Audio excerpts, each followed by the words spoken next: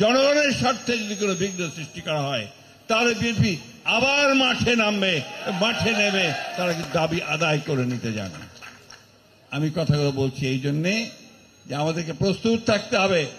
ষড়যন্ত্র হচ্ছে, চক্রান্ত হচ্ছে দেশে বিদেশে আপনাদেরকে আবার আপনাদের ভোটের অধিকার থেকে বঞ্চিত করবার জন্য।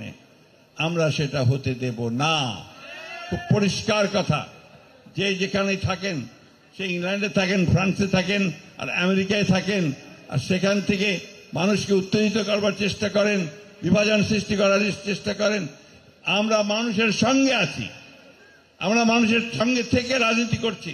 সুতরাং আমাদেরকে কেউ বিপথে পরিচালিত করতে পারবে না, বাংলাদেশের মানুষকেও কেউ বিপথে পরিচালিত করতে পারবে না। খুব পরিষ্কার কথা, আমরা ভারতের পক্ষেও নই, আমরা পাকিস্তানের পক্ষেও নেই, আমরা আমেরিকার পক্ষেও নেই, আমরা ইংল্যান্ডের পক্ষেও নেই, আমরা বাংলাদেশের পক্ষে।